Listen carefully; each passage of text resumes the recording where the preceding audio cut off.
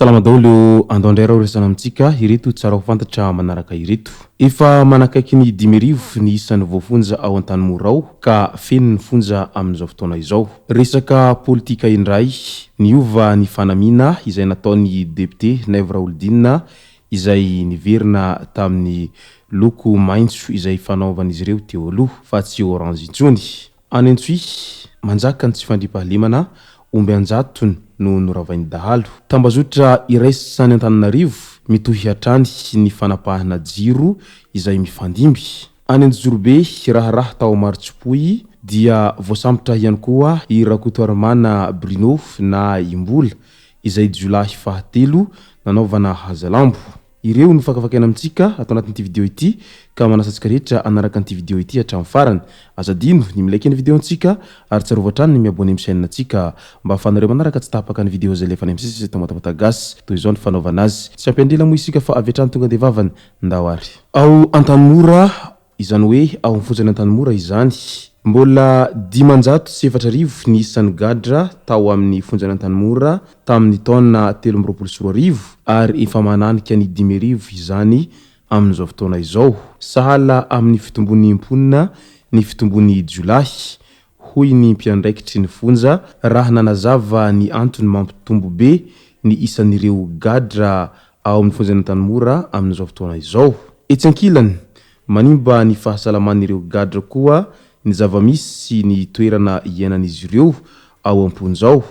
Manjaka ny aretiny taovam-pisefona sy ny tsy fanjarian-tsakafo. Mangahazo 300 grama isan'andro isaky ny gadra ihany no hanin'izy ireo. Midika izany fa tena mitombo andro manalina ny isan'ny ireo zay mpanao ratsy matoa feno tahaka an'izao ny fonja ny Antanimora ao. Ka manoloana izay samy niezaka naneho ny heviny tsirairay tokony hasiana fitsarana ihany ho an'ireo zay gadra izay tsy tena gangster na ihany koa ireo zay tsy dia nanao heloka be vava loatra mba hisiny famitsorana amin'izay mantsy mba ho hisy toerana ho an'ireo izay gadra tena nanao fahabibiana sy izay tena nanao fahadisoana lalimpaka fa tsy tahaka anirony gadra izay migadra amin'ny zavatra kely izay azo lazaina tsy dia crime loatra ireny.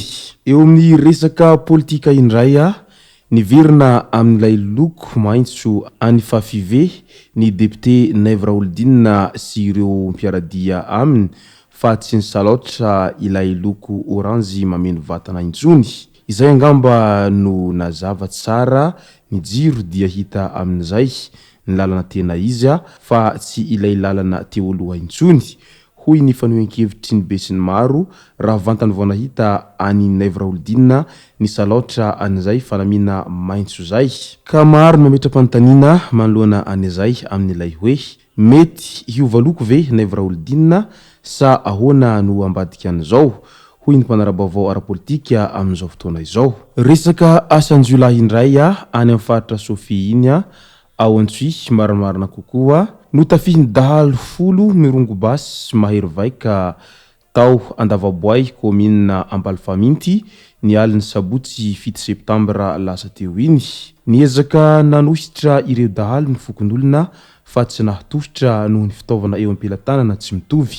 Lasan'ireo dahalo arak'izany ny omby anjatony mahery. Ny famorivory tao Ampalifaminty ny fokon'olona ny alina nisehony fanafihana io ka nandinika ny paikady hoentina hanaradia ireo omby ireo.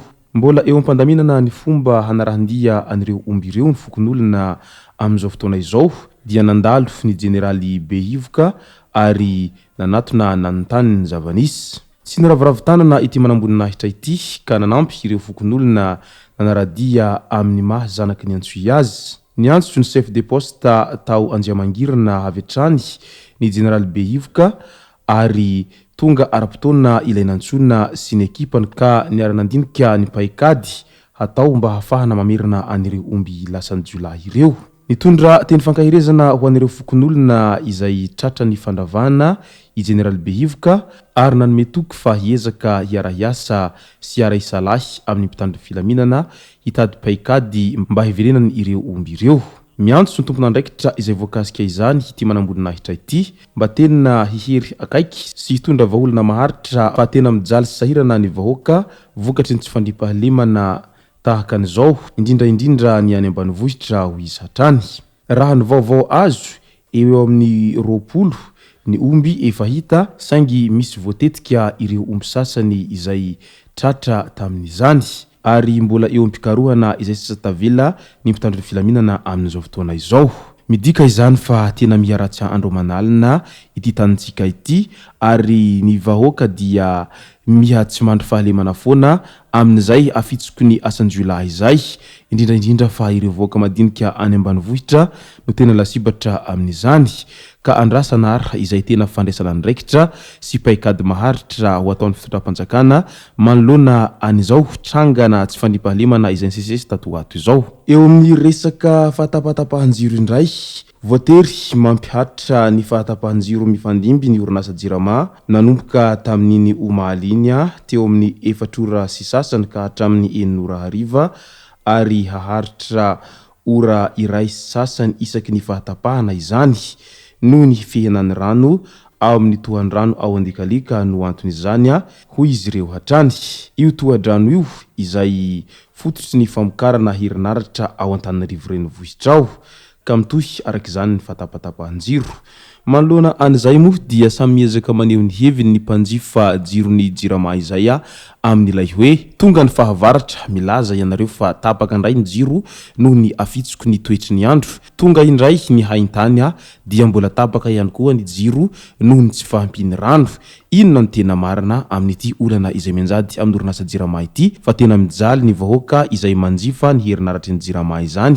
Ny jiro tapatapaka nefa ny vidin-jiro tsy misy fihenana fa vao maika aza midangana tsy misy toazy ary raha vantany vao tsy mahaloa kely ny vidin-jiro ny mpanjifa dia iny avetrany ianareo fa tonga manapaka ny jiro avetrany nefa ny jiro ny mpanjifa tapaka tsy mba misy fepetra izay tena hentsitra azo raisina mandraky tiny androany. Resaka raharaha fakanan-keriny tao Martsipoy distrika ny Anjorobe indray dia tany telomita fokotany komina ambonivohitry ny Andriamena distrika ny Tsaratanana faritra Betsiboka izy no tratra izay voasampy ny mpitandro filaminana ny 7 septambra 2024 maraina rehefa nisy ny fanentanana nataon'ny mponina tany an-toerana hoentina hiazo any Antananarivo ny tenany mba hatao famotorana. Tsy iza moa izany tratra izany fa Rakotoarimana Bruno na mbola izay Jolay 7 izay nanaovana hazalambo tamin'ny raharaha famonon'olona tamin'ny fomba feno habibina tao Martsipoy tamin'iny volana lasa teo iny.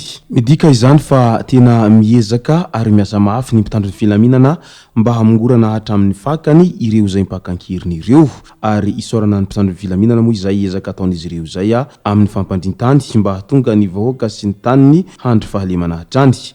Izay moa no masaka azona roso tao anatin'ity video ity tomboko lasy tomboko vavy misaotratsika rehetra nanaraka an'ity video ity hatramin'ny farany.